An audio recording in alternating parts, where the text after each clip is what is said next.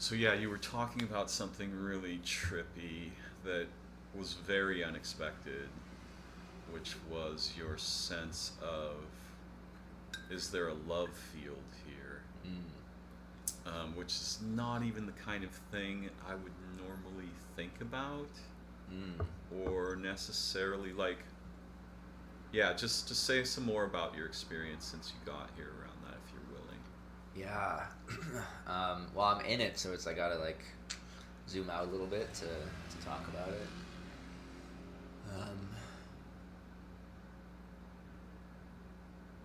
yeah, I mean the main contrast for me has been like talking to my partner on the phone and texting and stuff versus being here and talking to people here and just noticing that contrast. And then also a friend of mine here that I met in Asheville, uh, and then but who lives here, and noticing the difference in how we interacted there versus how we interacted here. Mm-hmm. So those are the two main like contrast signals. Oh, and then going into nature and just being like kind of shifting timelines into like my full beingness, and then noticing the difference from where I was before I did made that shift. Um, and and then also a lot of people have been like complimenting me on my like heart connection and how warm I am and stuff. And there's this like enlivening that happens as they're saying that of like feeling that, and this like a sense of them not having that usually as much. Mm. And yeah, it's just something like uh, there's like the field of love like where I live is kind of primary, not in the whole town or anything, but at least in my community is like the primary thing, like the main thing we're first attuning to is like love, like our love of our friends and our partners and close ones, and our love of ourselves and of the world and stuff, and then everything else is like downstream from that, like projects in the world and like conflicts and plans of how to live life, and all of that is like downstream from that. And I've kind of gotten used to that now, and then coming back here, it's like, oh, here it's like flips. Like the primary thing is like the project and like making a difference in the world and like how you're living life and like the transactional aspects of relationships. Like I'm getting something from you, you're getting something from me, and then the love field is like a very often distant thing, or for people that are really like pushing it, it's like they're trying to pull it up higher, but it's not like at the primary, like it can't. The field keeps it from being in the primary level because there's such a strong like alternative primary field. Wow. Yeah. Yeah. So Which I was. is eerie. That I think just the body sensation is like I'm like floating through Mars. Yeah. Which is it's a kind of crazy feeling. Yeah, it does. It is a little bit like a spaceship here. And I think there's something interesting about this, which is, I mean, there's a bunch of interesting things about it.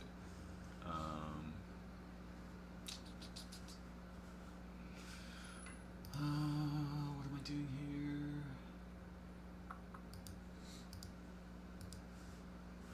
Just trying to make sure the screen doesn't go dark while we're doing this. More weird.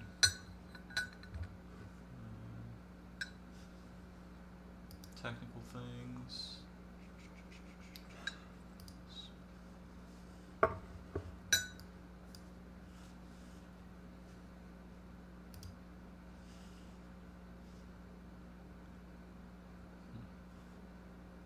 Hopefully it'll just stay going.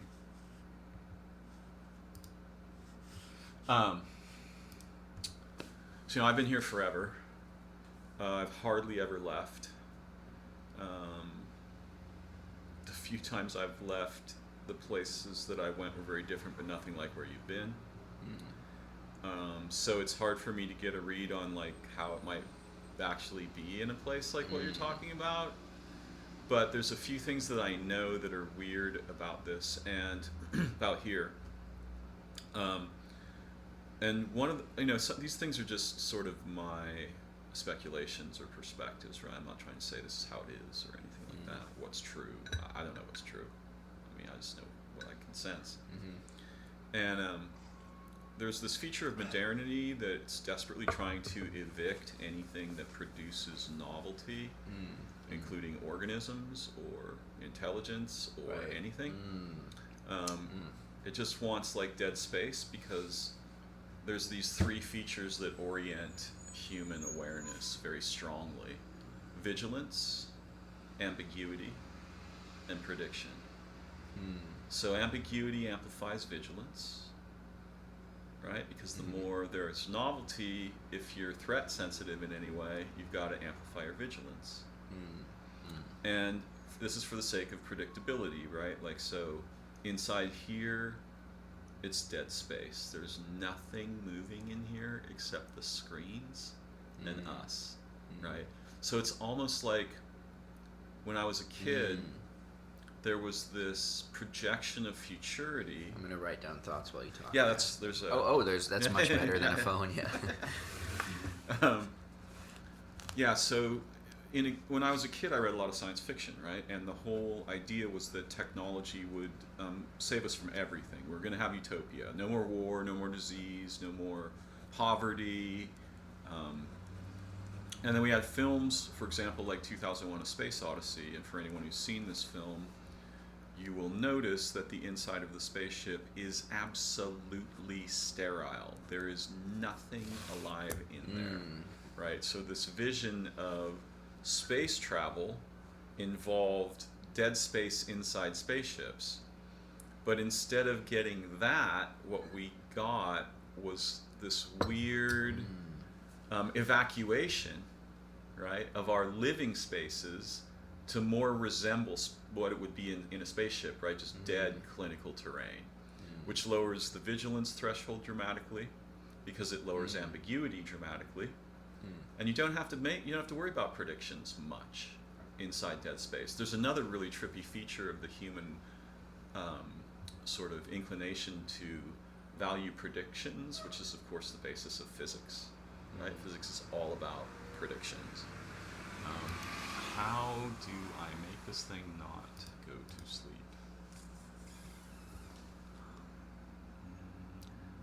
Is there a screen? I'm an actual Mac tech, and I don't know how to make it not go to sleep. Energy saver, screen saver. Yeah, I tried that. Oh, okay. Energy saver. Lock that's screen, all. maybe. It's below there. Right. There we go. That's great.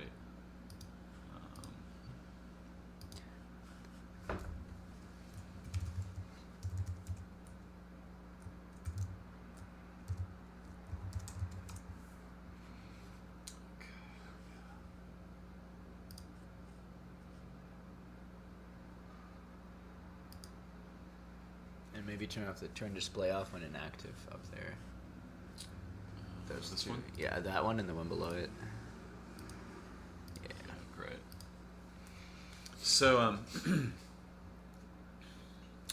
the humans, particularly technological humans, are extremely focused on prediction because all of our devices and our machines require skillful prediction to function properly. And it gives us a perspective of being divorced from nature and standing over nature, being able to direct the forces of nature and so forth, much like gods.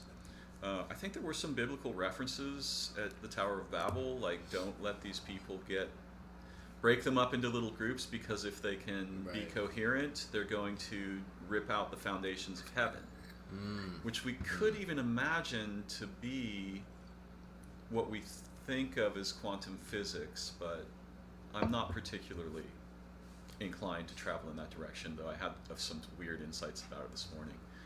There's a common, and I think regrettable, predilection to re-image relationships, metaphysics, and so forth in quantum mechanical terms. And I think that's regrettable for a lot of reasons. Whatever's going on with quantum mechanics, we're in the very early days of it. Yeah. Like preschool. Yeah. We don't understand it. And I think we're pre-Copernican revolution. Like we're trying to force everything into these complex equations that work, kind of. Like they match the data, but they don't make any intuitive sense, and they're really forced and complex. which is exactly what it was like before the Copernican revolution, when everyone was trying to like force the model where the Earth is at the center to work, and they succeeded. The equations made sense, but they didn't make any intuitive sense, and they were too complex. To me, it has that same imprint. It does. And a denial from speaking to people who study physics, like there's actually a lot of like suppression of alternative frames on quantum mechanics. There is, which is shocking in a way, and maybe not shocking in the end. But it's sort of typical. I mean, how old is science? 200 years or something, right? As we practice it today, it's really, really young. Yeah. And there tends to be these long these narratological frames that become prevalent and embedded, which is both natural and unfortunate. What I was trying to get at, though, is so I'm just going to really quickly mention the weird insight I had this morning, because I think about physics problems all the time. I listen to physicists very regularly for many hours. And I've always been curious about the questions that underlie physics. What is light? What is time? What is matter? What is energy? What is birth? What is death? All these things. Although the last two don't usually get addressed by physics. And what I'm fairly sure is happening that the humans are incapable of forging a system to understand, is that a particle is exploring all possible transitions over the entirety of time, outside of time. And it's selecting a path, and weirdly I need to be careful not to birdwalk here, but I've been examining the concept of justice in ancient Greek metaphysics, because recently I've been introduced to some very unusually minded Greek people who studied like the ancient Eleusinian mysteries, or as she would pronounce it, Elefsina. And then this madman named Amon Hillman, who's read a bunch of the ancient Greek medical texts. And there's this fundamental idea of justice, but it's not the kind that we practice. And I think that what's going on, the reason that we see the effects in the double slit experiment that we see, is that the particle is splitting into all possible configuration, or all possible transit configurations, testing them, and then selecting a primary route afterwards. It's not the shortest route between all points. It's the best of all possible routes given the entirety of time, which is a thing that I think is expanding, right? So I don't think there was necessarily a beginning and a ending, but there is a sort of sphere that collapses and expands, and it's bigger the next time. That was a long digression. What I actually wanted to say was that when humans become fascinated by prediction, they will probably ignore the fact that the more you kill what you're predicting, the better your predictions look. So if you become arrogant, like, my predictions are great, I killed everything off, they're fucking perfect every time, right? The more dead terrain you've got, the more like a god you seem, right?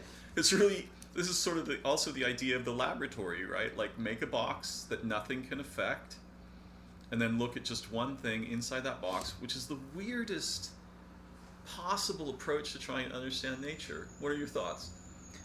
Yeah, I have so many thoughts. Yeah, let's go. I'm ready. Oh my gosh, where do I start? Yeah, on the prediction thread,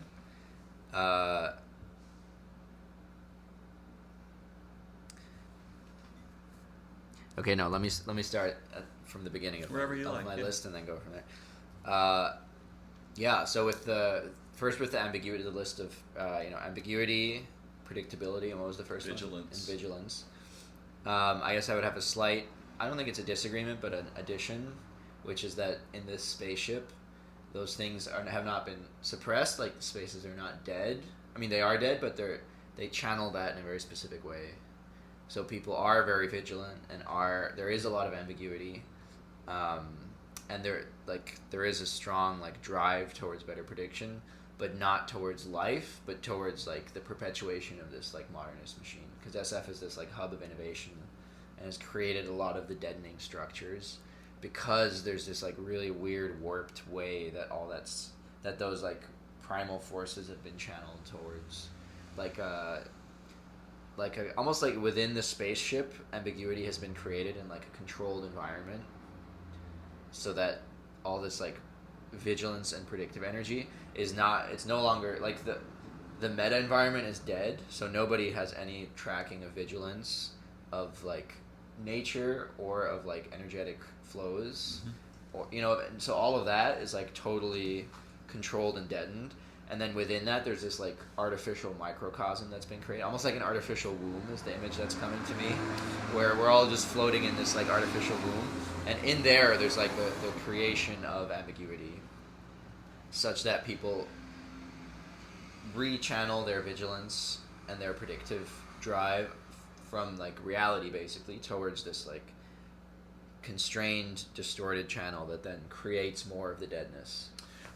There's nothing we disagree about there. Yeah. What I just want to say back to you something about what I think you may have been pointing at, which is like, all right, what we're doing here creates certain forms of ambiguity.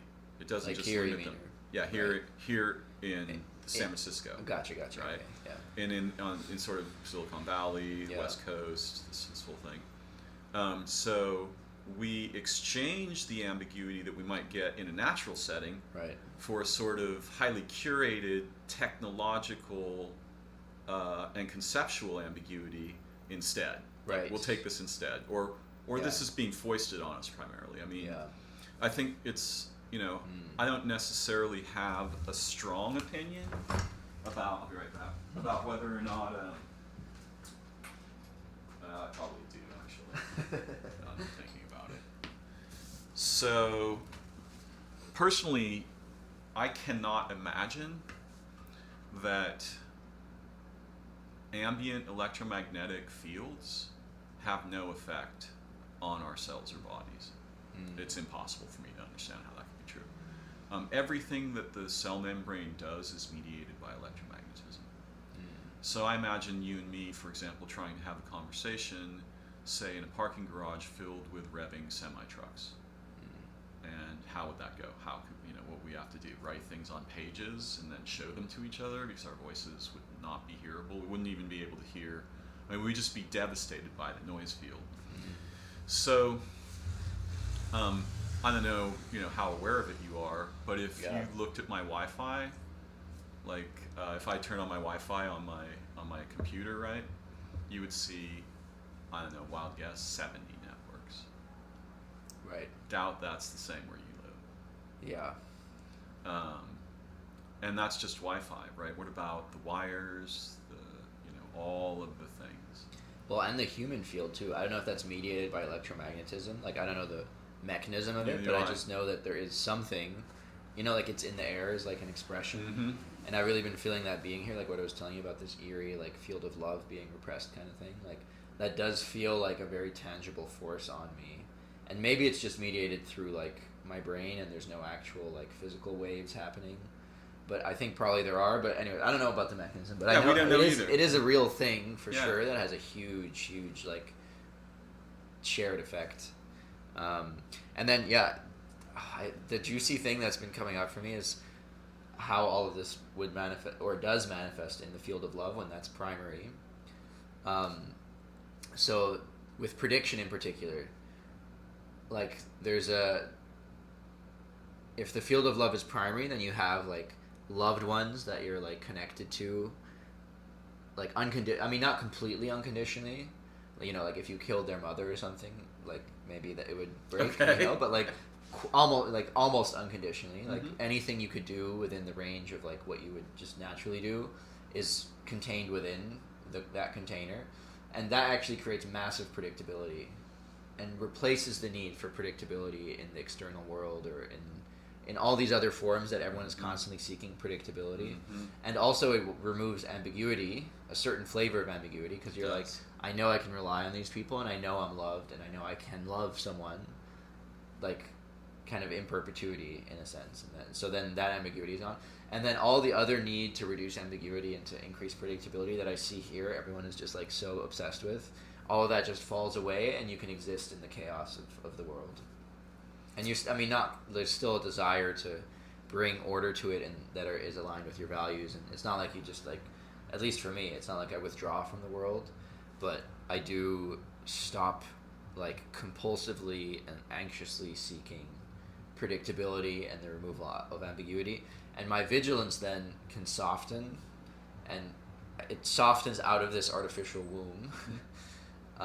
Because it's like that the womb can't grip me, because it grips me by deadening my field of love. Mm-hmm. So when my field of love is alive, the womb is just a dead thing sitting in front of me, and I'm like, fuck this womb thing, like, you know, I want to be in the real womb of the universe. Mm-hmm. And then there, all like everything elevates to that level of like the meta dynamics and the actual reality of the world. And then there's just there's like a foundation in the field of love that makes it so much smoother to navigate all that without this like compulsive like survival instinct thing that's driving it into the artificial womb otherwise.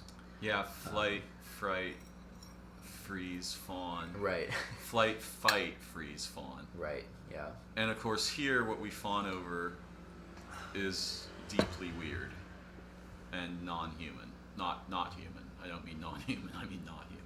Yeah. Okay, so there's a bunch of things that occurred to me while you were saying that. First of all, I love the presentation of our existence as though the earth is a womb, our body is a womb, our relationships are wombs, nature is a womb, and then the humans keep making this artificial thing. Right. That they're trying to evict all that stuff. Right. And then put this other thing in its place. And it almost feels that like when I've been in a state of not being connected to all those wombs and I'm on my phone, it almost feels like this desire to be like held in this womb and like, like, you know, the safety of whatever the fuck I'm scrolling through.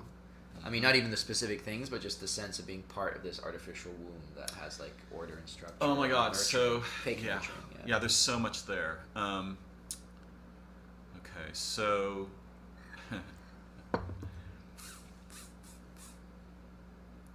yes. All right. So I'm not using the notebook, so I have to like thread. I got to sort threads. Yep. Do you want a page from this or no? I'm okay for the moment. Okay, we'll cool. see how my anciently decrepit memory holds up over this course of the conversation. All right. So imagine people who live. You probably don't have to imagine it. You've probably experienced it. People who live intimately communally. Mm-hmm. And what happens in that situation is that the vigilance burden gets shared. Right? Now you have this instead of this. Right. Right? Yeah. And so the vigilance burden gets naturally shared. The dealing with ambiguity gets naturally shared. These people are literally dreaming for and with and for each other when they're asleep, right? They're doing things that these people are not fucking doing. Right. They're not. It's not that they wouldn't, it's that the context not only doesn't support it, it directs it, right? Right, exactly. It almost like, it's even worse than not supporting it. It supports it, but in the totally wrong direction. Right, so like if we suppose, for example, that dreaming has oracular qualities, which I definitely suppose, what we would find in the populations here is that they're going to be predicting things like something that happens in a television show tomorrow night, right? Whereas in a communal situation, they're going to be predicting things about, there's a transformation of energy that needs to be dealt with communally, or there's a food, there's a transformation in food availability and or abundance, or, they're going to be networked in a sort of mini cognitium, right, to use my little coin term, in such a way that what they're sensing, what they're using vigilance for, the ambiguities they're dealing with, and the predictions that they make are integral and what we could call organic. Right. Organic to their relationships and to the living place in which they're in. Since we're in a dead place, we don't have anything like this. We don't have organic multi-sensing. We don't share the vigilance burdens. We're making predictions about representational nonsense and garbage and stuff that has an effect on our lives here, but it's meaningless in the terms of what would be valuable to an actual living womb, right? So these are things that I notice in relation to some of what you were just sharing. It's super important to understand, I think, and to remain aware of the fact that the lie of individuality is a malignant lie. It's fundamentally untrue. It is true that if you look at the hand from this perspective, right, then what you see are what looks like individuals. But if you just do this, you realize like there's no chance of this being. I really love that actually. Yeah, it's It's so a simple beautiful and beautiful, powerful metaphor. Yeah, Uh-huh. this is one of the things that Angel gave me a long time ago. It was like, tell them about their, choose the hand. Every time you teach them something, show them the hand. They'll get it, right? They'll get it that way. Because this is actually fundamental to everything about our cognition. It's how we relate with physical objects, all these things. So yeah, from this perspective, the appearance of individuality is quite compelling. But if you just do this, you realize there's no possibility of that being true. And the culture in the United States, if we could call it that, which I don't think what we have is a culture. I think we have some kind of weird, multi-spawning array of anti-cultures. But if we call it a culture, then its focus on the primacy of the individual, the accountability of the individual, all these things demand high levels of vigilance, terror of ambiguity, selfishness, greed, anxiety, right? Because how could you be a lone finger on, like, so what our culture does is it replaces this thing with a bunch of representations and lies and fucking garbage. Danger. It just replaces it with danger. And there's a feature of human cognition at the broad scale, I think, and I know you're aware of this, though you may think about it in a way unique from how I do, that it's like a broken protector part in IFS. And it's trying to take care of every possible job, and it feels really vulnerable and like it'll get evicted if anybody figures out what it's doing, and it'll get punished, and all kinds of bad accounting things will happen. And this feature despises the existence of organisms. It despises anything intelligent. It doesn't want intelligence. It wants ignorance. The protector part. The broken protector part that is sort of runs of this country, right? And our society, if we could. I think it's the wrong word for it, but it is absolutely focused on one thing, which is preserving its absolute sovereignty over all phenomena. And it will gladly put anything. Advancing, preserving and advancing. Yes, exactly. It doesn't care about its own. It's not trying to survive. It's trying to remain dominant. It'll gladly sacrifice itself to maintain that dominance. It'll sacrifice anything. It's like an absolute imperative that it not be outed, right? It not be noticed or seen. Right. B, nothing challenges it. This is why it hates intelligence. It doesn't want anything resembling any kind of authority over meaning, value, identity, other than its own. Yeah. And it resembles, Ian McGilchrist talks about this, but it's just something I've learned in studying neuroscience. And I'll stop blathering here in a moment. It resembles a person who's had a stroke on the right hemisphere, which would normally rebalance fictions that the left hemisphere is promoting. In this kind of situation, which is clinically referred to as anosognosia or body forgetting, there's an actual little incident in Ramachandran's writing where he discusses a neurologist coming to someone who's had a stroke on the right hemisphere and is in this condition. And he says, for example, Mr. Jones, are you aware you've had a stroke, Mr. Jones? No, I haven't. And he says, well, Mr. Jones, can you move your left arm? Of course I can. Okay, go ahead and move your left arm, Mr. Jones. There, I did. The arm hasn't moved. And so the neurologist will hold up Mr. Jones' left arm in front of his face between his hands and say, Mr. Jones, this is your left hand. Can you wiggle your fingers? And Mr. Jones will say, that's not mine, it's yours. Really? Yeah. And the neurologist will say, for example, surely, Mr. Jones, you realize that humans don't have 3 hands.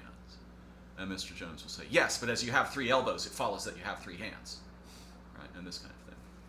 Now, a long time ago, in maybe the late 1800s, an Italian neuroscientist discovered that under certain conditions, under this condition of anosognosia, I think it's the right ear canal. If you turn someone's head on their side and you drip cold water into the right ear canal, it somehow briefly reconnects the hemispheres, and you can then have the same conversation with them.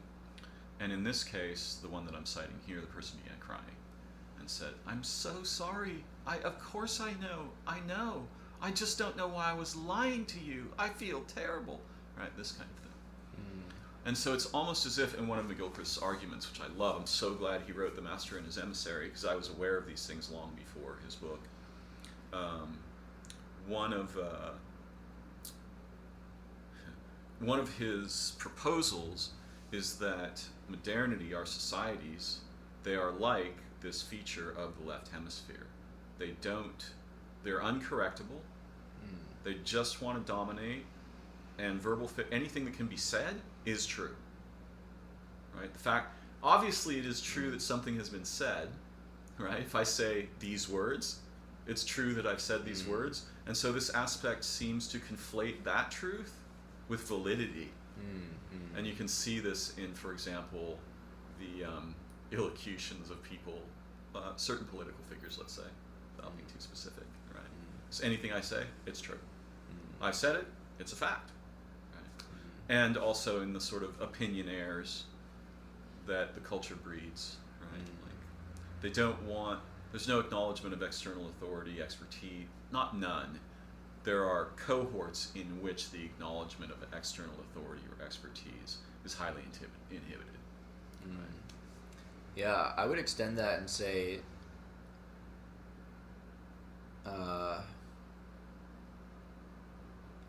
like, I think there are a lot of flows within modernity that are very, like, expert authority focused, and that do kind of slice what is said in terms of whether it's true based on an external authority, like science or whatever. But there's some quality of it that is the sense that kind of truth can be like 100% represented in language and is like accessible to us as humans, like 100% accessible to us. So I guess it's a slight modification of what you said to extend it beyond just like anything that can be said is true to like anything that is true can be said. So I guess I would flip. Oh, yeah, I like that. That's really interesting. Which is not true. You know, like impossible. In fact, is almost the opposite. Like nothing that is said is true. It's all right. It only points. It can point towards truth, and the pointing you can discern in the pointing. So it's not like there's just total like chaos, but it never actually touches anything true, because the truth, like it's a verbal thought thing that is separate from the actual phenomenon. No, I often jest that the moment I begin making face noises, I am lying. Right? Because that's a good way of putting it. You know, like, and people will say, "Well, that's not really right," and I'm like, "Well, it's more right than a lot of things." Right. Yeah. I mean, language is such a trippy. I am absolutely fascinated by the predicament of in language humans. What a bizarre, like 19 kinds of science fiction situation, right? William S. Burroughs didn't go far enough when he said language is a virus from outer space. Like he was, he was goofing around with Plato at that point. It is the weirdest thing about our people, and so powerful too. Like if it's in the right context of acknowledging that it only points to truth and never is true. Like the holding container of it is the entire determinant of whether it's like a virus that's eating us up and disconnecting us from our kind of base intrinsic divine reality versus like encouraging and like empowering that and turning it into like a kind of a full God being collective. Like it's a very connected, it can be a very connective force and a very like collectively pointing towards the truth force, and it can be the total opposite. Yeah, it's the weirdest technology ever. Yeah. It's probably the first technology in a way, although I can imagine some people would say, no, we were making tools before we were speaking, but how the fuck would they know that? And one of the things I notice about when I have the privilege of learning a bit about indigenous cultures and their languages, so particularly with my friend Ryan Firstdiver, who teaches me some stuff about Blackfoot language and traditional ways of life, they have built-in protections against the stuff that is eating us alive. For example, they will not let nomenclature pervade over the relational situation.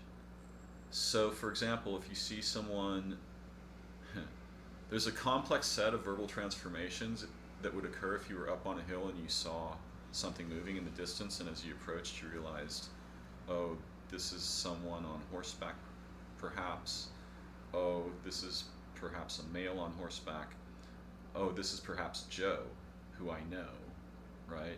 But none of those things would pervade over what happens when you actually come together, because we don't know, for example, if it's actually Joe, even though it looks like Joe, and we don't know who Joe comes from, right? Who is Joe sort of representing?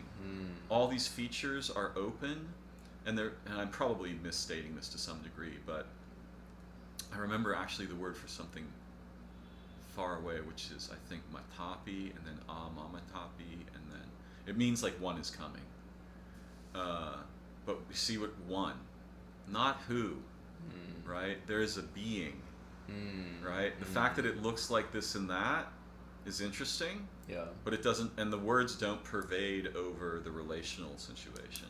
Right. And they have like stories about why this is crucial, so that, for example, you're very careful not to think that because I might be inclined to call that person an enemy, that they are an enemy, right? This is not how we do it. Right, yeah. Right? Like, we just like, that person's an enemy, they're the enemy, you know, generally speaking. Yeah, that, I feel like this is a big thing that I've been exploring in quote-unquote polyamory, but polyamory itself is also a label of this sort, so that's just the closest approximator to what I'm pointing at, but is actually, what I'm describing is very different from what is described by the label polyamory. Follow? I follow. Yeah. But the kind of core essence that the word polyamory is pointing towards is where you remove the, like, labels being primary. Like, this person is my spouse, this person is my girlfriend, this person is my friend, this person is my lover, this person is my brother, my sister, my parent, whatever. And that there's that same thing that happens there, where, like, that is, it closes what that being is. They are this specific label in relation to this other person, in relation to me.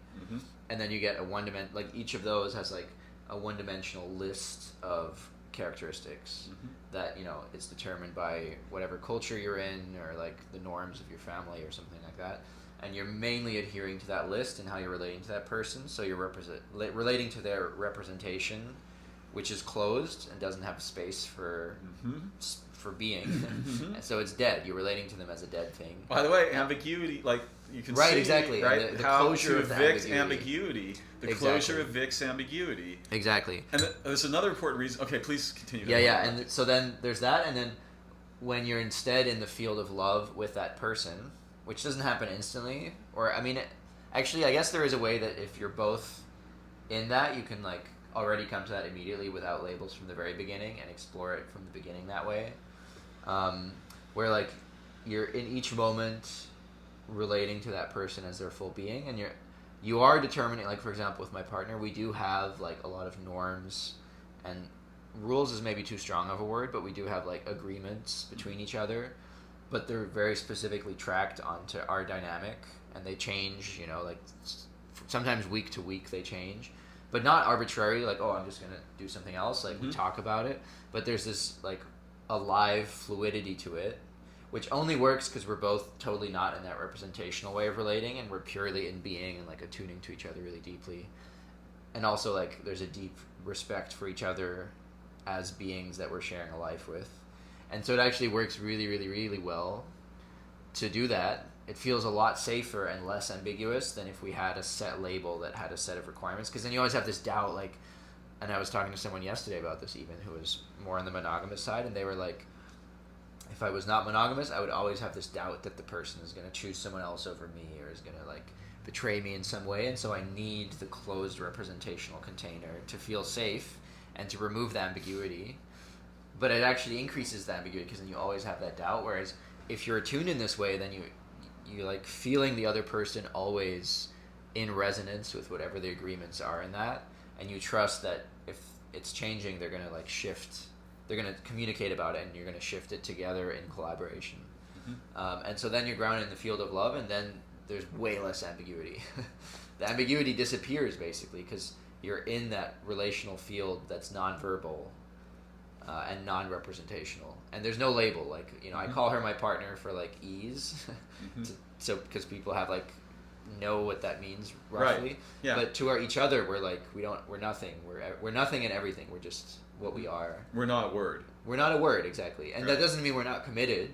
Right. It's the opposite. We're so committed that we don't have a word. Well, for it. we're so Like, committed that we don't have to discuss our commitment. Exactly. Yeah. Right? Yeah. Like by the time you have to represent it in language, you're already departing from it. Right. This is one of the problems. Yeah. Right? And you can, but you still, language is still very helpful to point towards what it is. As long as it So we doesn't- do use language a lot, but it's very different flavor of using language from like this Right. is the closed representational format we're slotting ourselves in. That's so brilliant. And this coincides with another thing that's recently I've become aware of it, and I'm so excited about this. By the way, if you'd like more tea, there's more tea, there's more water. Just Cool. let me know. Thanks. I still got some, but Cool. yeah, we can take a break in like 15 minutes or Great. so. I also have I want to hear this, and I also there's all this whole Let's backlog of get thoughts. to it. Yeah. Okay, so this is crazy. I have a friend who's an acting teacher, and when I was thinking about vigilance, ambiguity, and prediction, which first started in a family crisis, in which I was able to notice this in the behavior of two of the people who were involved. So my father died, and me, my sister, and my son were in his house together, and it just went crazy. But mainly between my sister and my son, but I had to sort of hold the space, and that was rough. In any case, all right. So there are these features here that I want to highlight first, and one of them is what I'm going to call the organic womb that you've been describing with your relationship with your partner, which is foundationally relational and not linguistic or conceptual or framed. And then the artificial womb, which is highly framed and depends on language and frameworks and rules and agreements that are basically explicit or tend towards being explicit. And also how that, technology and all those other things that are in there. Okay, here's the crazy thing. Humans know how to enact familiar roles. And so they will select a familiar role, even if it deprives them of all kinds of things, because they know how it works. So if I play the role of victim, I know how that works. I know what I get. I know how to play the role. I know what will happen. It reduces a certain kind of ambiguity, right? Yeah, for sure. And it creates a sort of certainty of various predictables as well. Yeah. If I play the judge role, I know how that works. If I play the parent role, I know how that works. The lover role, the villain role, the rescuer role, the inventor role, I know how all those things work. So I'm inclined to select I may be inclined to select one of those roles instead of something that I don't know how it works, which is improvisation, right? It's the spirit of living in play, experiment, discovery, learning, wonder, trust, love, right? All of these things. Yeah. So we don't know how that works. There's no set array of, you can't tell if you're going to get rewarded or not. You can't tell if you're going to lose things or not. But those two things, like, am I going to get rewarded or am I going to lose something, right, are no longer the motivating, purposive origins of our thought, behavior, feelings. But over on the side where familiar roles work, am I going to get rewarded or punished? Yeah. Right? Is the primary motivating, purposive, underlying thing. Yeah. And so this is what's mostly going on, is that artificial womb thing of how I've initially framed vigilance, ambiguity, and prediction. It's absolutely brilliant what you've done here, where you're like, well, imagine a different womb in which those features are still there, but they function for purposes that we could probably mostly trust and are mutualizing and take care of each other and our place together and our ancestors and our progeny, right? Like it's just over the whole sphere, there's this sort of shining light of true mutuality. I think even that's the wrong word. It's something like communion, Yeah, right? for sure. I'll just mention one more thing and then I'll shut up. It recently occurred to me that minds are not for thinking. They are for communion. They are for becoming together, right? And thinking is what we do when that's not happening, right? That's the symptom of isolation, right? And it's really attractive to me because I'm an intellectual and whatever, so I can lean into that really heavily. But yeah, minds are not for thinking. They are for making this what I would call the third mind, which is what arises when we come together joyfully, lovingly, with awareness and hope and a recollection of the urgencies that accompanied us into human birth. Totally. Beautiful. That was beautifully put. Yeah. Totally resonate with all that. And that last thing was really powerful. I mean, all of that was super powerful, and then I just got hit, our minds are not for thinking, but for communion. But that's the reason that Western society is so much better at technology, because cultures where the mind is being used for communion, they're just not using it as much to develop advanced technology. So brilliant what you said there. Absolutely important. And I'll come back to that after we wander in your boat. Yeah, but I think the key, the beautiful thing about this current moment is that in Western civilization, we have a chance to return to communion, using our minds for communion, and still have this ability to keep developing technology. It's it's the same way where with the theory of communism, first you have to go through capitalism to get to communism. You can't just start with communism. I'm not a communist or anything, but that same please don't call me names later. But that same theory of change, I think, applies to this, where a lot of spiritual narratives that I hear around is we have to return to some previous state, and Western civilization sucks. We gotta just basically totally get rid of it and return to a more indigenous way of being, something like that. There's very many variations on that narrative. Sure. I think that's really wrong. Not wrong, but not the right approach. It's not going to happen. It's not going to happen. First of all, and two, not only is it not going to happen, and damn shit, it's not going to happen. It's actually, we have a much better path forward, which is to keep what we are, not just burn ourselves to the ground. Keep what we are, and then return to from where we are, using the mind as communion, being in the field of love, being in that the organic womb, being in this communion, shared vigilance setting. Bring all that into where we currently are, without burning it all down. And then we get both. We get both that, and then we get, for sure, it's going to transform in some kind of way. But we can still have all this technological advancement and all the the deep dedication to truth, discovering truth, even if it's unpleasant, and all these other things that are strengths, I would say, of Western civilization, and are currently just kind of shooting off in terrible ways. But the potential for they're neutral in a way, that force is neutral, and depending on the holding container, that force could be directed towards something that's enhancing of communion and of divinity and of the field of love. This is something we don't have to get rid of it. And I think there's a fear about. that I also used to have, and that I think so many people share, is if we just go back to the field of love or whatever, we're just gonna get wiped out by China or something, which is I think there's validity to where that fear is coming from, and that whichever civilization is the strongest, conquers other civilizations. Historically, that keeps happening over and over. So I think that is a truth, kind of an unpleasant truth, and ideally we're all just floating in the field of love, and eventually, hopefully, we all will be. But intermediately, where we're at, we do have to account for the fact that we do need civilizational strength and technological strength, no matter what we do. I apologize for just being distracted. No, it's all good. It's all good. Yeah, I'm with you.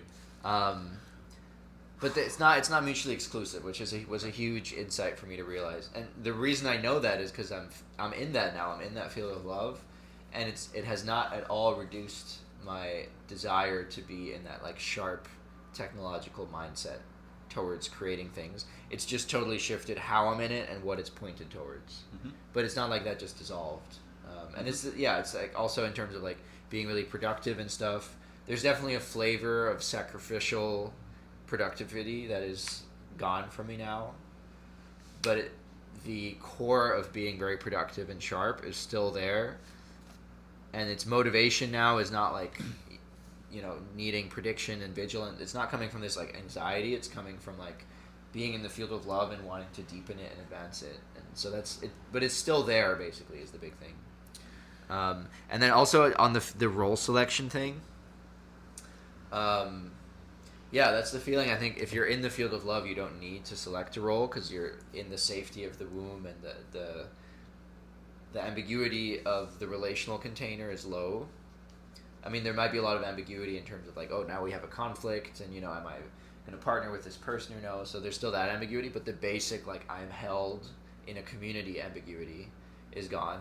And so then you don't need to select a role that is closed and causes all the sacrificial thing. But when you remove that, and this is, I think, the big thing that San Francisco and much of the Western world does, is it, like, pulls the carpet out from under you so that, like, if you don't select a role, you're, like, completely fucked. Or the sensation is you would be completely fucked, and, like, you wouldn't be getting your, like, very basic needs met. And so then the only possible... There's, like, a terror to it, and which starts when you're a baby. You know, like letting babies cry or like smothering them or just not nurturing them, and it's no one's fault. It's just nobody knows how to parent really in a way that creates that like soft, nurturing communal container because we just don't have it. So then you would get that inbuilt terror that forces constant role selection, and then when you're forced to select a role, then you can be manipulated into slotting into a limiting role in which you're perpetuating this modernity force that's killing everything. Not because you want to, and right. Most people, I think, have no idea that they're doing that because the role is designed in a way that it feels like it's very life-nourishing. I think for everyone, there's a feeling in the belly if you really attune to it, like, yes. What am I doing? Right, yeah. But for most people, that's repressed, and the shared culture is to not listen to that, and so... And on the surface, there's so many nice narratives. Saving the world, like love, beauty, blah, blah, blah. The best product yeah, ever. Blah, blah, blah. Yeah, exactly. So and that's all part of the role, and so the role... If you can close your belly feeling, it feels pretty good relative to the terror of just being in this floating, like, unheld situation. And then the last thing I'll say, I mean, not the last thing I'll say at all, but the last thing I'll say before I hear what I feel is you just clearly want to say a lot of things right now. With the broken protector part. Oh, yeah. And everything you've been talking about, like, there's a lot of different... It's a very... not... common's the wrong word, but a lot of really smart, perceptive, like deeply grounded in being people have identified that with different language, which is, I think, really helpful to mention.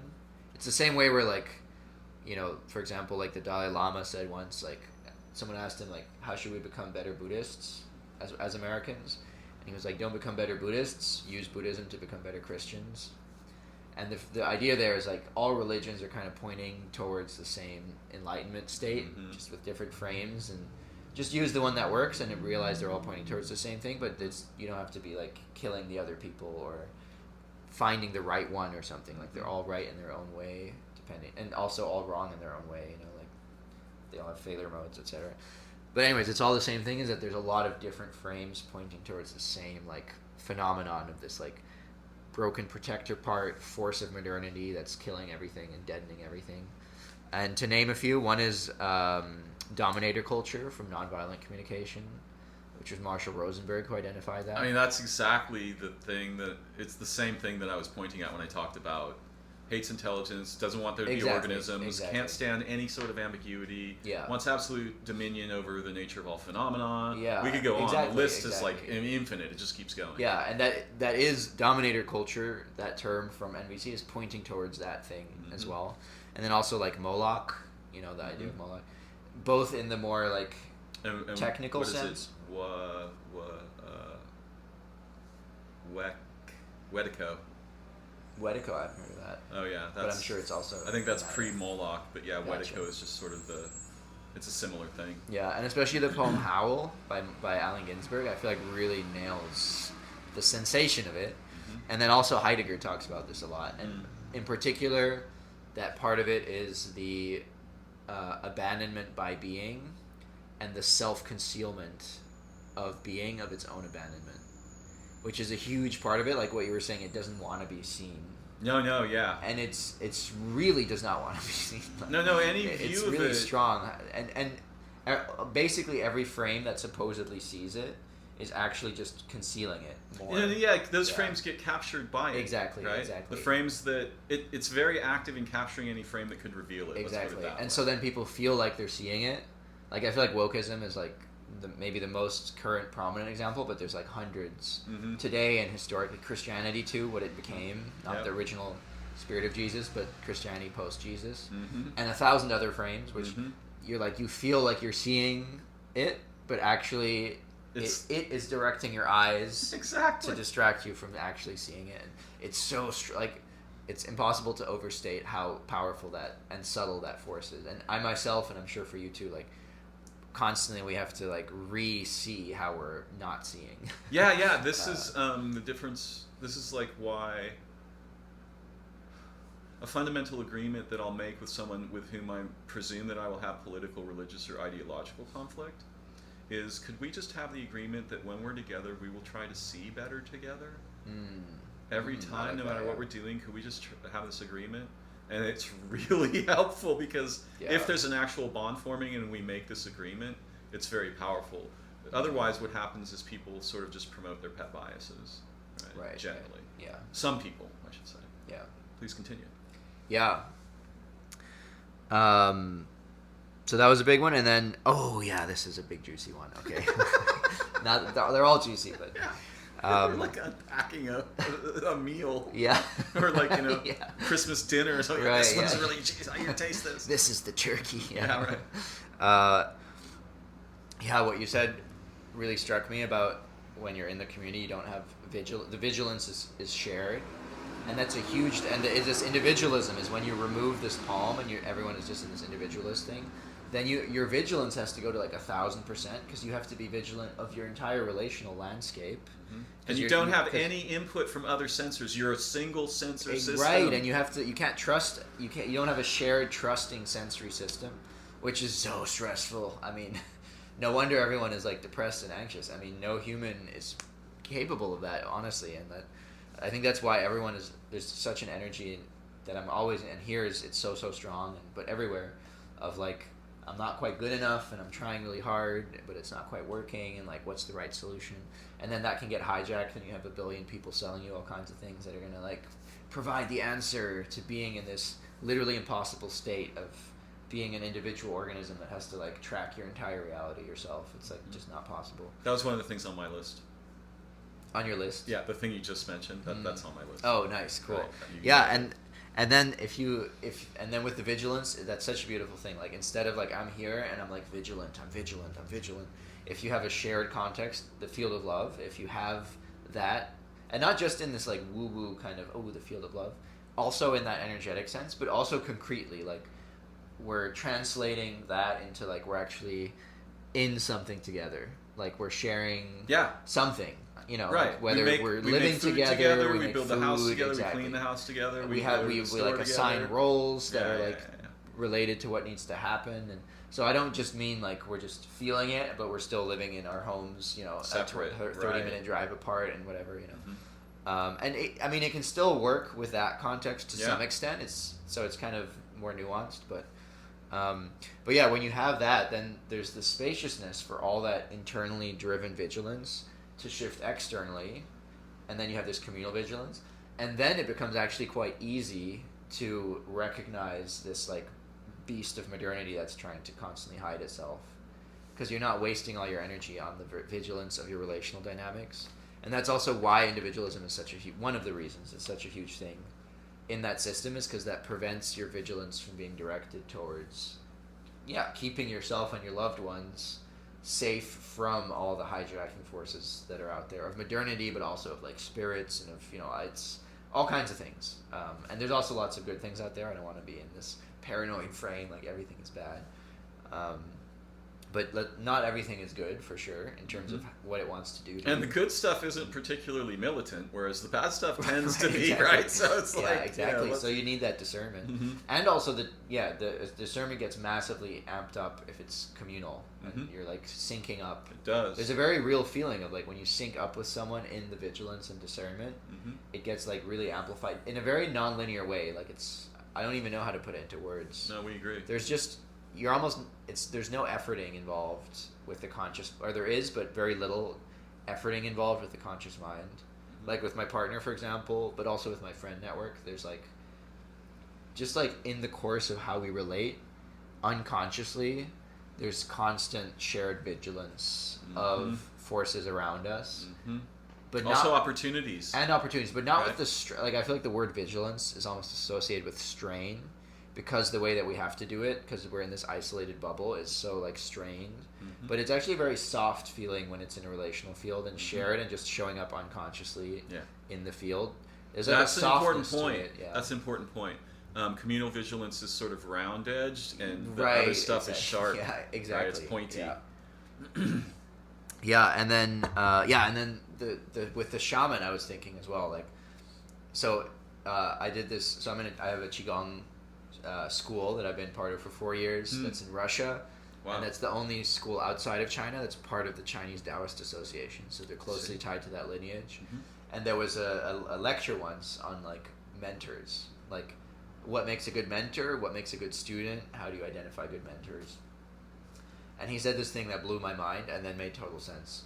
He was like, okay, what does it mean to be a good student? He said, it means you completely take care of all of your master's needs 100%, which is most importantly taking care of their heart by being a student that fully lives the teachings. Because the master wants the student to imbibe the teachings. So if you're living those fully in your life, that's taking care of their heart. And then also relationally taking care of their heart. But then also like getting spring water from the top of the mountain for them, hunting their meat and making sure it's good quality, building their shelter, like all these pieces, like totally taken care of. And then the master's teachings automatically transfer to you, like fully. And with like effortlessly. Yeah, basically that's hilariously brilliant because it puts the emphasis on true relational intimacy.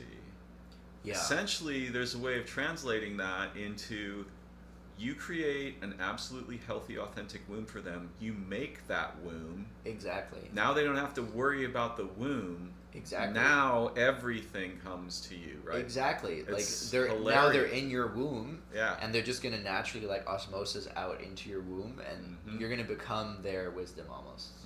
Or not almost. You are gonna become their wisdom. Yeah. Which is such a different frame from like the way we relate. Things. Exactly. Yeah. I teach Here you things. is technical object. I give you technical object of knowledge. You practice this. Exactly. Get it right. Which Tomorrow there's we also test you. information in that, but it's like 0.01% the depth of this form, and that makes me think. And also what you were saying about this externalizing the vigilance is like the shaman in a village society that's well held is totally taken care of. You know, that is a specific, because today if you're in a shamanic role, like a healer role, you have to take care of your finances. You know, you got to make money. You got to find your clients. You got to still be in this like, and you have to manage your relational entrepreneur landscape. and a Exactly. healer. Nobody is taking care of you as Right. a healer that should not have to take care of themselves, Right. because you see, like even saying that, I'm like, oh, that's a weird thing to say, but it's not a weird thing to say. Like No. the healer should not be of a society should not be taking care of themselves. Yeah. They should be taken care of so that they can like fully open into the vast task of being a healer. Right. And that's a huge thing what I'm trying to do with Flourish, which is the, you know, quote unquote startup, but truly more like a movement, or like creating a village flow, or like activating the field of love more in a tangible way, is ultimately, I mean, it's really hard to do that in the context of the current world, but is to provide that container, that womb for practitioners, for healers, for shamans, so that there's a phrase waiting to come out, so that they can like fully soften into being like a healing creature. You know, because there's this, if they're in that vigilance, they have to put on this like shell, and then they're healing people like from this shell, and they can maybe, it's, you know, if they're really good, they can take off that shell for the most part when they're in the session, you know, for a minute, and then they got to close it again, and like they're at like 1% capacity, you know, like, and the good ones, you know, if you 100x, they're like a 12% capacity, right? Or something, right? Exactly. Yeah. We had a discussion like this previously. Maybe I'm having a moment of vague deja vu. Not important. Yeah. So, and it's such a like unintuitive thing to do in the context of society today. It's like non-transactional to be to have that commitment to like fully taking care. It's like too much. Like, you know, what kind of organization fully takes care of someone so that they can like fully be in their role and not have to worry about like life. But that's I think the key piece that is required to shift more towards this like global not I don't want to say global village, that's such a corny term, but this field of love, like village relational field. And then I think people are gonna, the feeling you would get if you were being taken care of by someone who is fully taken care of and who is very good at taking care of others, like the feeling versus like right now you pay some money, here you're my healer, here's some money, give me a session. Okay, you're at 10% capacity, and still for the good ones, it's like... And probably 3% receptivity too, right? It doesn't work on both ends. Exactly. It's broken on both sides. Because you're also transactionally receiving that instead of just receiving it because you need it. Or because because you know it's so different, because what you know about the nature of existence transforms if it is given to you. Right? This changes what the world is, which changes what all other things are. Right. It's the Hall of Four thing. Exactly. Totally well said. Yeah. It's no longer like I'm in this system and this is a specific transaction in this system that is amplifying me in my very limited, constrained like placement in the system. This is like a that just like breaks open the shell of that system, and now you're in a whole new world that transcends whatever specific thing you received in that session. Also, I just want to mention that, like, in the situation you envision here, which is a communal situation,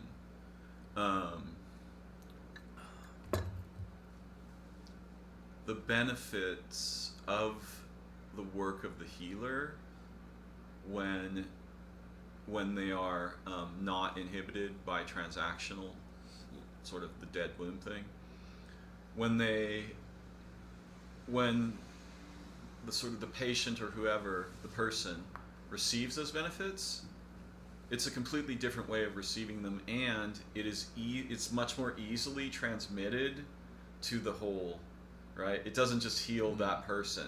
Right. Whereas in the transactional situation, it tends to be highly localized in time, in relation, in place, all these things. Yeah.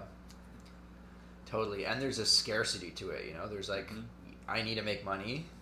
And so, you know, here is my 1 hour.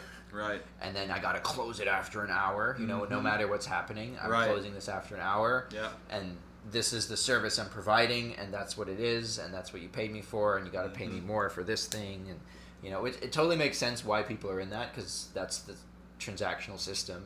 But if you break that, then even if it ends up being an hour and it's the same thing, it's just there's a spaciousness to it that is not even remotely the same, even if it's the same thing, you know. It's like it's like the poisonous thing is filled with all these false membranes, and they're dead. They're like walls. Whereas the other thing is filled with living membranes, and they transmit.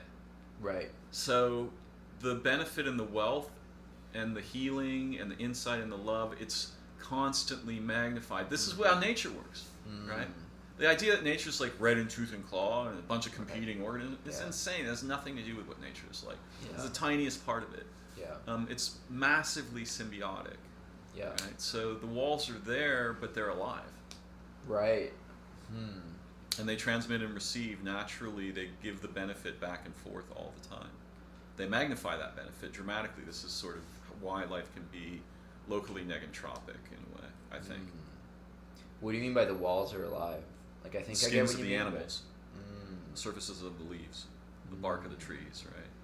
Root surfaces. Oh. The walls are alive. Right, so they're like, there's an exchange happening there. All the time, right? They're giving, constantly giving and receiving to everybody. Yeah. It's mutual benefit for everybody, and there's a little bit of, well, this animal eats that animal. Right. But even when that's going on, a lot of the time, some of the time what is happening is that there's a bunch of things happening that humans are not going to figure out, but sometimes what's happening is that a predator is rescuing another animal from an agonizing long death, right? The predators select disoriented creatures, sick creatures, Oh, right? interesting. It's not just they're not just out there like, can I get a gazelle today, right? They're on. If you watch nature and you watch predators, you'll see how they select prey, and they don't just like go for whatever they can find. You know, if they're starving, they might, but in a situation where they're reasonably well fed, they're highly selective, and they often select the weak, the sick, the disoriented, the dying.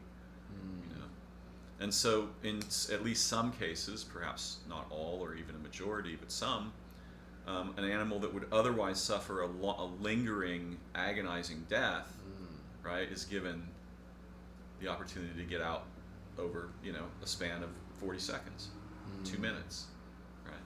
Yeah, it's an interesting perspective. I mean, I guess what comes to me then is like the babies, because I feel like often predators will eat babies. Well, babies are just food. In nature, everybody knows babies are food.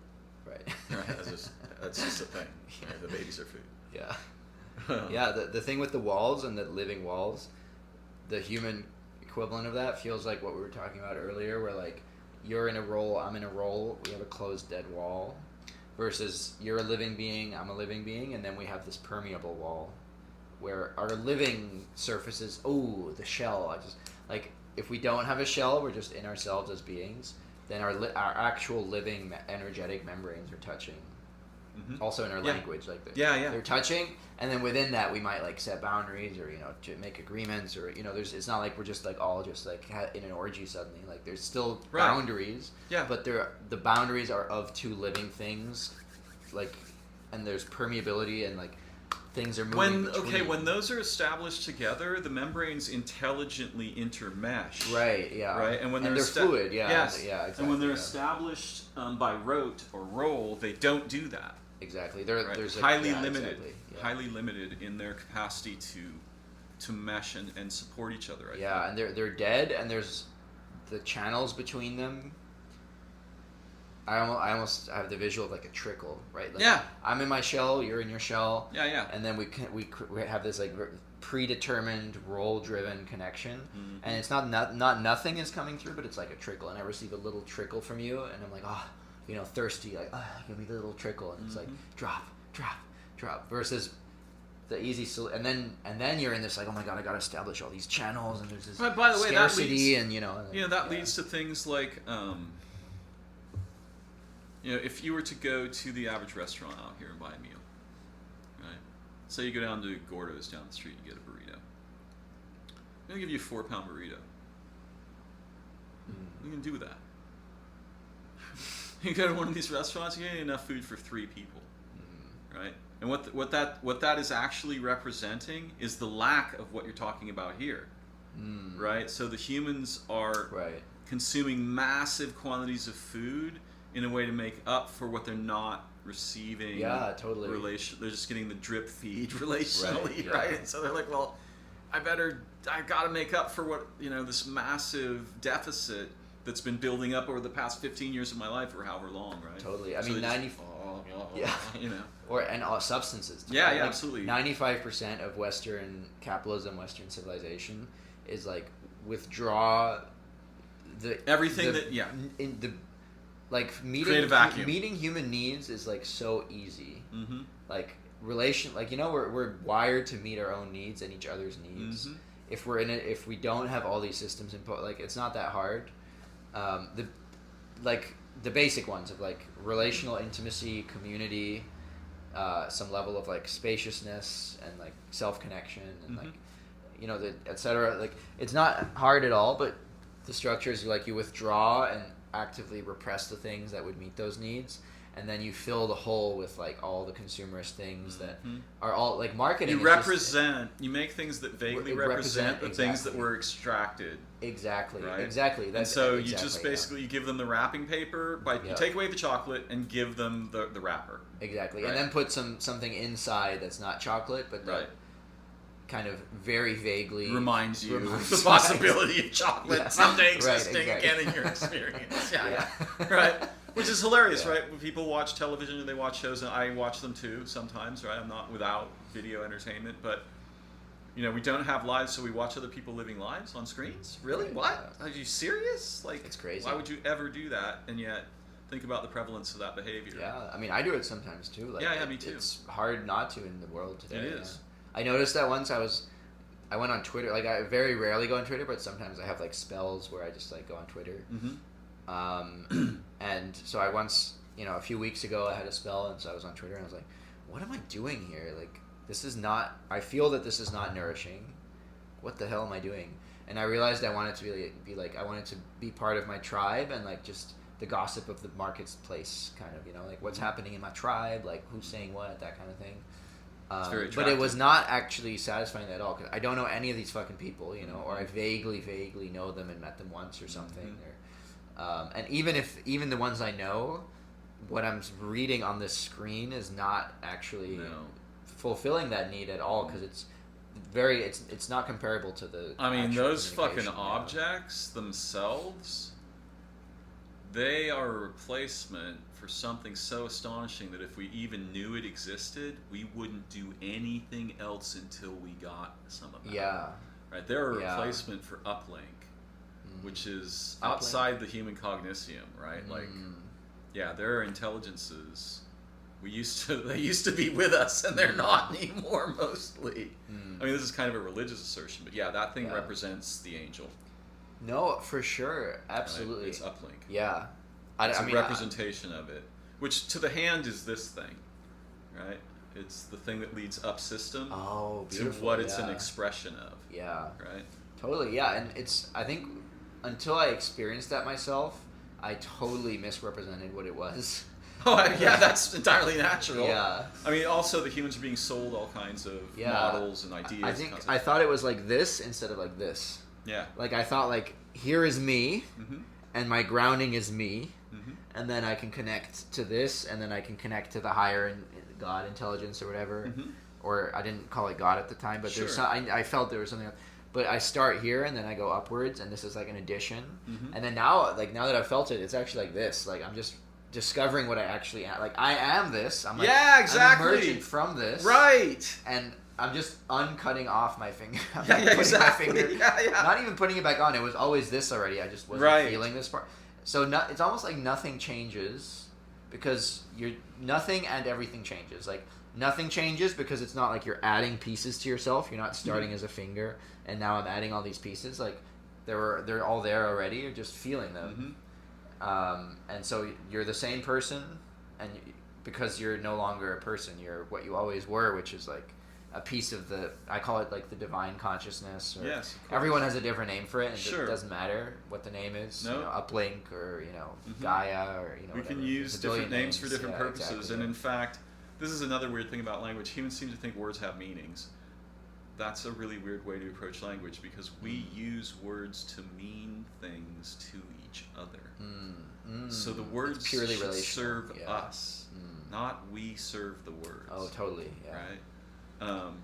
Okay, there's a couple things. Maybe we'll take a break in a minute. Cool. Yeah.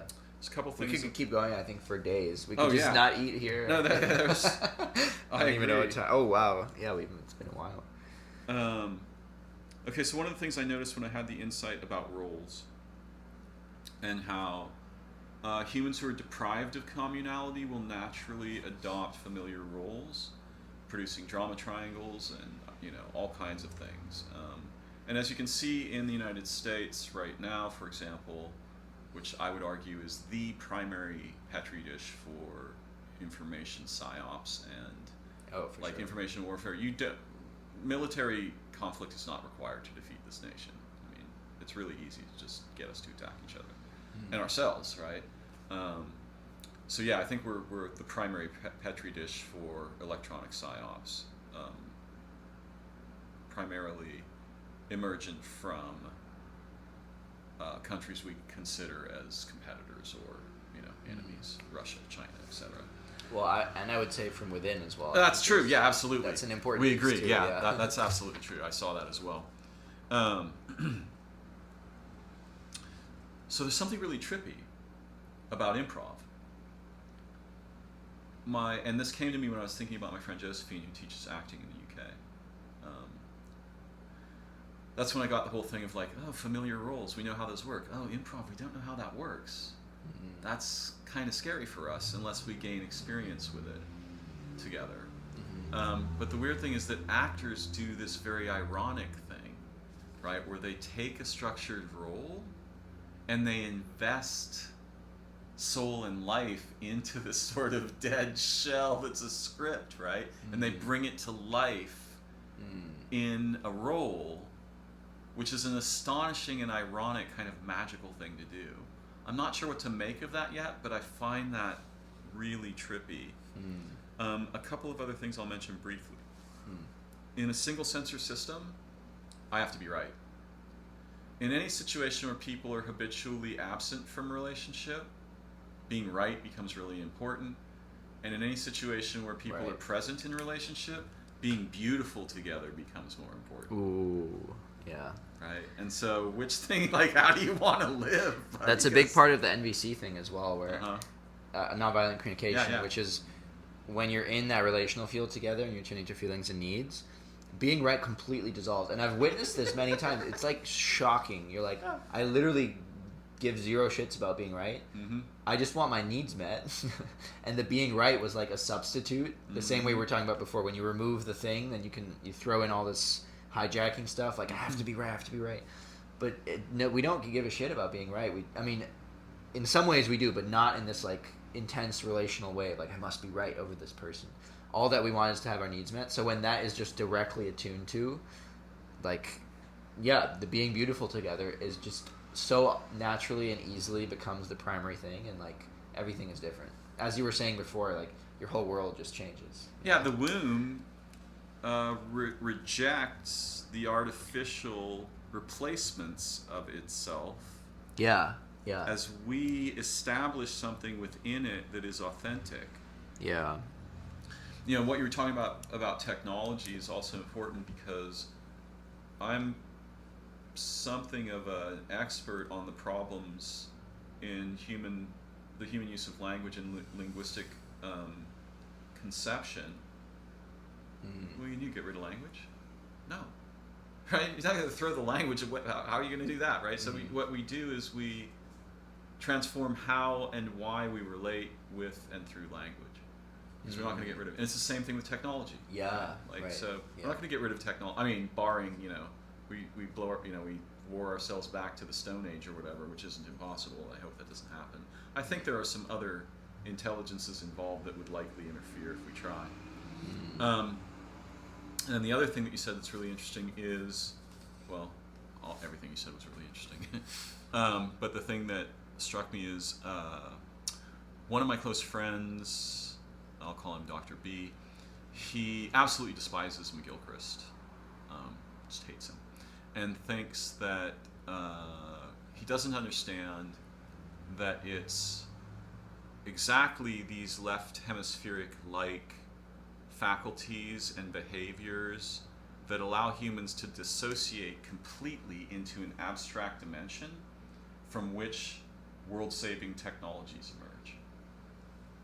Right? So he thinks these people are the scientists and the mathematicians and the allopathic doctors and so forth. These are the true messianic beings, and technology is going to save us. Of course, technology is the only answer to the problems that we have,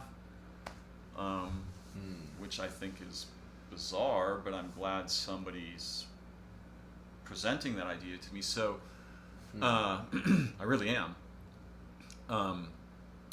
Yeah, he despises McGilchrist, and he spent many years forging a sword against him, and this is his sword. He doesn't call it this, I do.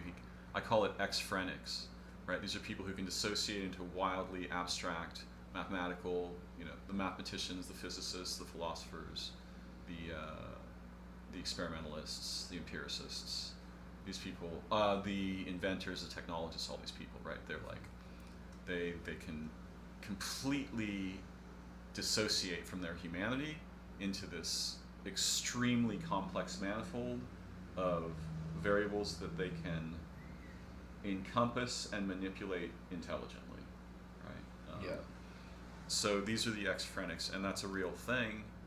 Unfortunately, I've often said, it's a tragic thing to have to say, but I mean it.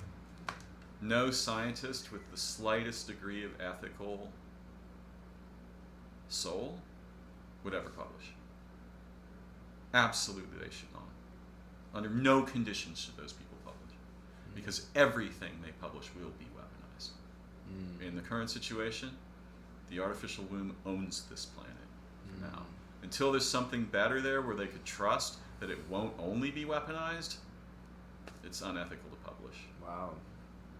Yeah. It's a very extremist position, but I think it's important to entertain it. Yeah, I'm getting like tingles from that.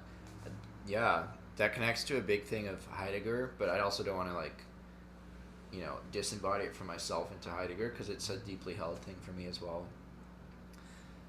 Which is all knowledge basically right now, period, in Western civilization, holds within it the assumption, the individualist assumption basically, that what a being is already determined and is like the simplest question that doesn't even warrant asking. What do you mean, what is a being? You're a being, I'm a being. I'm a subject that can objectively relate to reality and can form understandings. And, and then layered on top of that, I have all these biases and stuff, but those are like biases on top of my like ability to relate to reality directly as a single subject. But that's like a totally false assumption, because as we've been talking about, like our beingness is a total mystery and is like relational and divine, and like all kinds of other intelligences are involved. Like we've even before preschool, like we're just like hagadugu, hagadu, we don't even. I got hammer. Like boom boom. Yeah, we don't know anything about that. Right. Really, and other civilizations, some of them have gone farther than us in exploring that question, but I think basically no civilization or tribe has really gone all that far along that path, because it's just like to truly study yourself, like you need like a new level of consciousness that we don't have, that I don't think humans have collectively had yet. No, what's hilarious is that I don't know who. It's very, very easy for you and me to come together like two wings and make the bird that flies. It's no problem. Small numbers of humans, you can do it right now. You can do it instantaneously. There's no barrier at all. The problem is in the extended cohorts. How do you make something?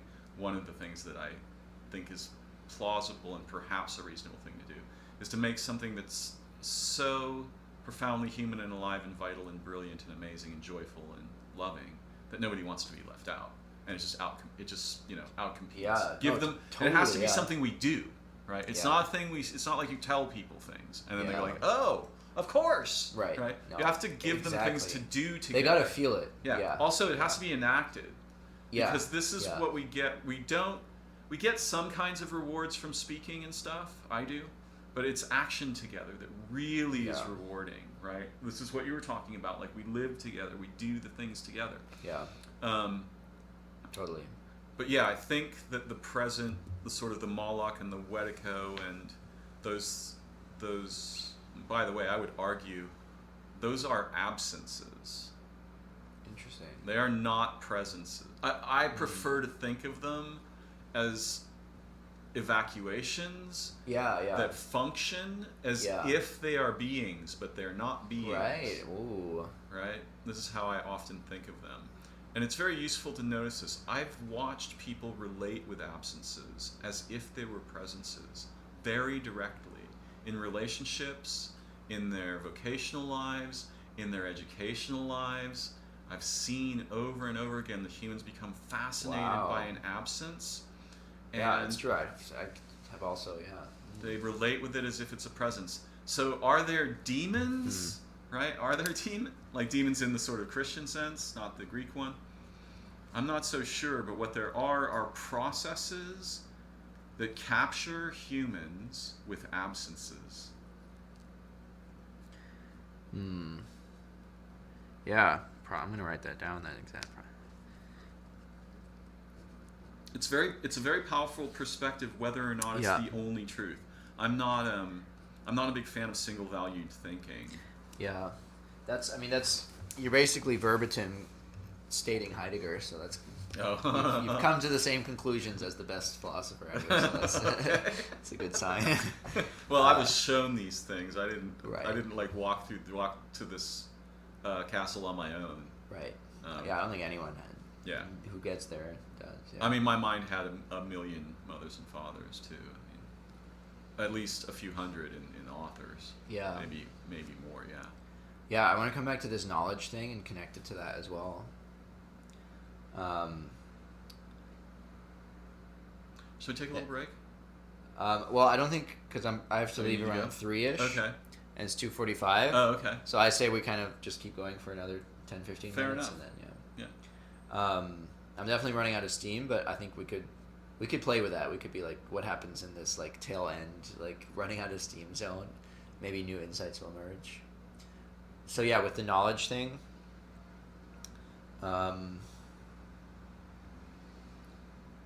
Yeah, there's this, like, Isaac Asimov's Foundation kind of comes to mind a little bit, where there's this, and Heidegger says this as well, like, in terms of, like, what is the response to the abandonment by being, and the fact that for all of Western civilization, we've never once asked the question, like, what is being? We've only asked, what are beings? And it's, like, refusal, withdrawal, silence.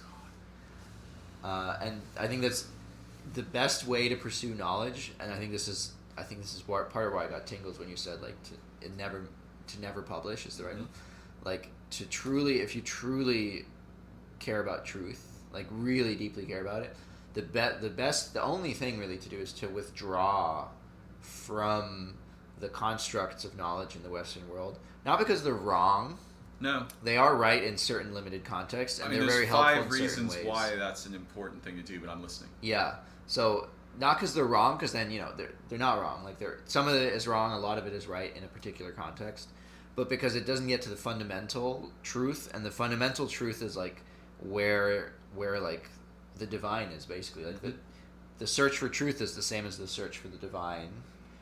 It's one path towards that. And that is not in it's exhausted. Like the current knowledge structure has reached its culmination in terms of how far it can get towards that. And it was kind of in that direction, but now it's like exhausted in going there, and we're in the stage where the truth seekers, the only path is to withdraw from that and just be in this like primitive baby state in the organic womb. Yeah, actually, it connects back to that. Mm-hmm. Pulling yourself out of the artificial womb and back into the organic womb. And being reconceived. Exactly. Reborn, right? reconceived. Yeah.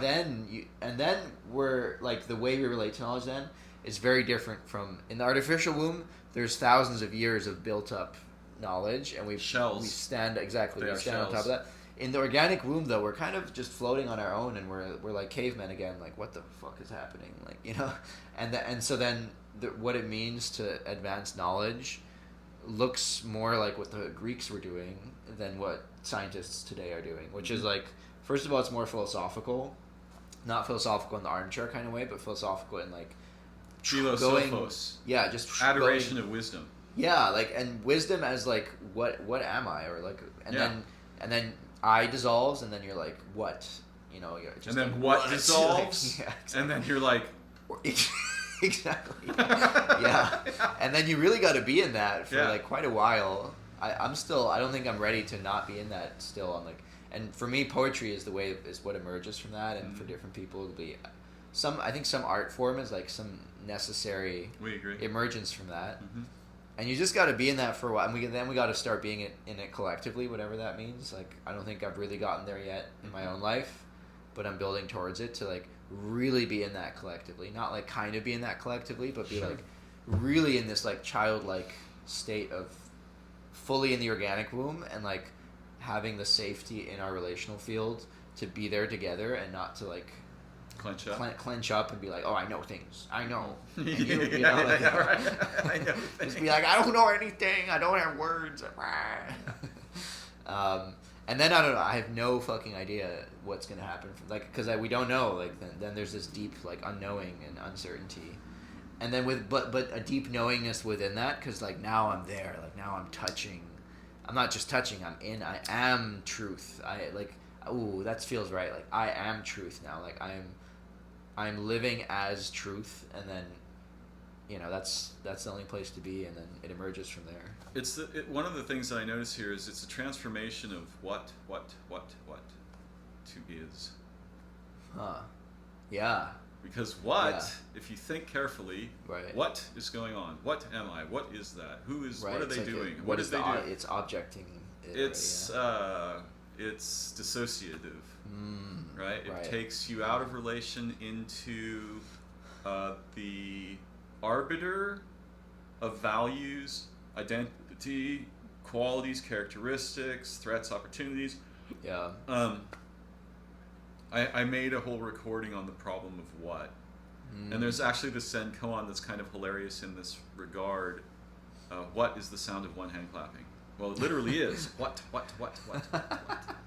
Right? I mean, that's not what the koan is about. The koan is about, maybe you should think more carefully about this what idea. Get really intimate with this what thing. And even the other koan, the koan of mu, which is just really just a one-word koan, mu, right? But when it's presented, What's mu? What is mu, right? And so here's a this is ridiculous, and I'm ashamed that I'm going to do this, but I'm going to do it anyway because I'm a fucking intellectual. Perhaps what Joshi was saying when the monks asked him, does the dog have Buddha nature or not? And he said, mu. Perhaps what he was saying is one way to intellectually encompass this, which is the wrong thing to do. That's why I'm embarrassed. Is no longer form the gesture of reference in awareness.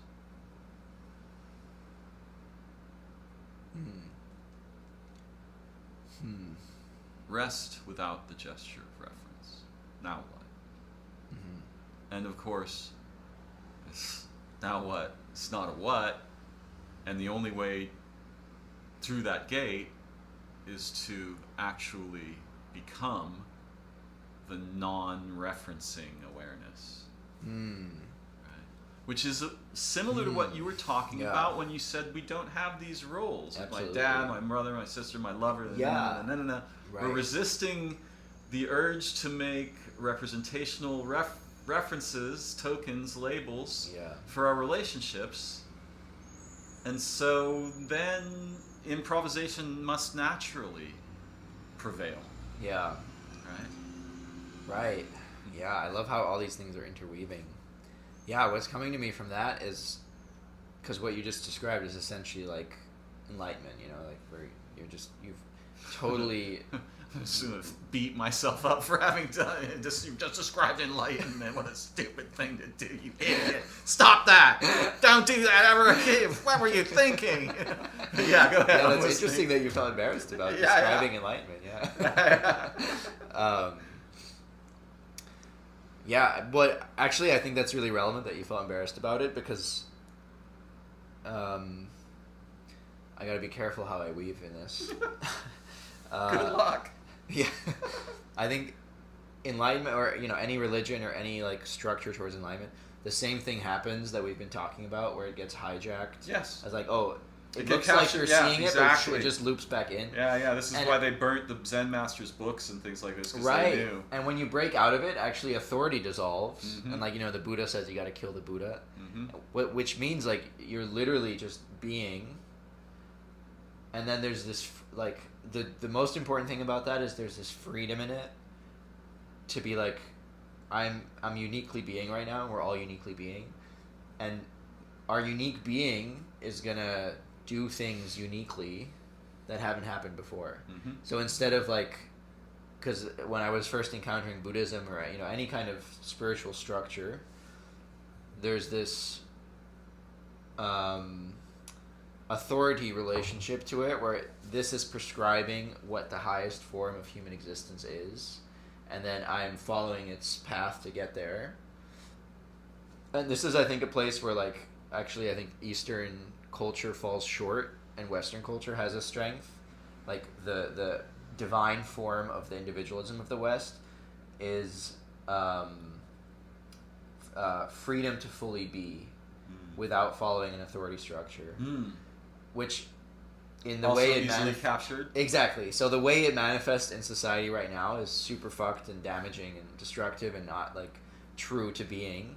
So I'm not trying to like elevate the way it currently exists as being a good thing necessarily, but it has the potential underlying all the fucked up ways it manifests. Just like nuclear weapons. Right, exactly. Exactly. It has the potential to, when we do enter a state of enlightenment, and I feel like this is true for a lot of people in the Western world that are in some way, shape, or form like relating to that state, is that there's like, whoa, this is something can happen that's never happened before. For example, like what we're talking about, where by being in that truth, there's a new path that can emerge beyond what's ever happened before, of like knowingness of being, whatever that means. We don't even know it. Like it has nothing to do with how we currently relate to knowing. Mm-hmm. It just means something that just almost breathes life. The way what's coming to me is like breathes more life into that state. You know, the same way that like science helps us breathe more life into like our material reality. You know, like now we have air conditioning and all these things that enable us to just have more space to be. Exactly, hot water. So it's a similar thing, but how it's going to look, no fucking idea. But breathing life and sustainability and growth into being so that it can like be nurtured and that womb can grow and diversify and whatever wants to be born out of that. But the core thing that I guess I'm going to repeat here just to like really nail that is like we can be in a state of enlightenment. I almost don't even want to use that word because it's a referential word that has a lot of this baggage with it. A state of being, let's just say a state of being. A non-referential state, the isness, where the what is dissolved and where awareness. The isness, awareness. Isness feels even deeper truth than awareness. We can let go of all the authorities built up around what that is, like Buddhism, you know, Taoism, Christianity, whatever structure, and kind of explore it as like primitive cavemen or babies or something like that, and recognize that we live in a unique society that is not, at its foundation, is not all horrible. Its manifestation, a lot of it is really horrible. But like I was just saying, with the core of individualism, what lies under there can be redirected. Or even AI, I think, is a thing that recently I've been exploring a bit more, where like the way it manifests for the most part is continuing the deadening in a very rabid way that's terrifying. But at the same time, it can also be like a reflective mirror of like isness consciousness and can enhance that. So I'll just say that there's all these tools and all these things in Western society that they all manifest in very negative ways. A lot of them do. But they have a core energy underneath them that from the isness place can become unique strengths that have never existed in any other civilization or tribe that reach that isness, and can generate like a deeper beingness than has ever happened, like ever. Like, you know, like, which there's a birthing there that is unique and that is not, and then, you know, then there's a tendency like, oh, I want to predict it, like what's it going to be, what are the characteristics, how do I, you know, Vigilence, and then, exactly, prediction. And then, but then you're immediately out of isness and you're just back in this representational format. So there's a total unknowingness in that, except that it's there, or that it is, something like that. I'll leave it at that. That was a whole monologue, but it's all good. Yeah, I'm also feeling that same almost embarrassment of talking about enlightenment things. It's kind of interesting that we both have that feeling. I tend to espouse a perspective of anti-mechanism, and there's a lot of reasons why I do that. I love the living beings. It's very clear that the humans intend to extinguish those fuckers. So the machines are the primary means of that extinguishing. Yeah.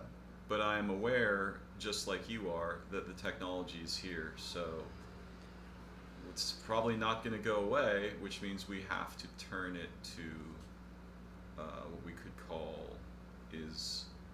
isness purposes or authentic womb purposes. Right? And it's not fundamentally opposed to that. No, it's not. Like in current practice, it is, but it doesn't. I mean, I'm a little touchy about that because I've heard this over and over again. Guns don't kill people. People kill people. Yeah, Yeah. right, Well, yeah. you make billions of guns. Guns kill people. Yeah, yeah. Right. I mean, the humans. I've said this before. I wouldn't trust modern humans with silverware. I don't want them to have computers or bombs or guns or any of that stuff.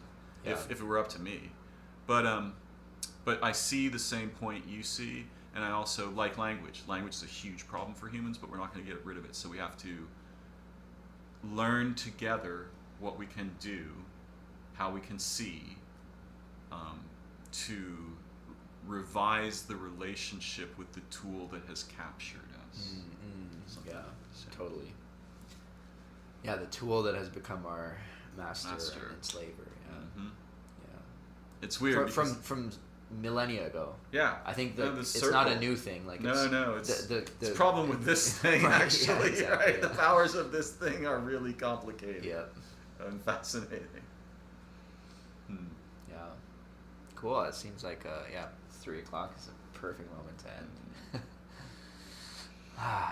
Beautiful. Thank you. Yeah. Yeah. What a field we've created together. Indeed. Yeah. I think we shall continue. Absolutely. Yeah. Bye, folks. Goodbye.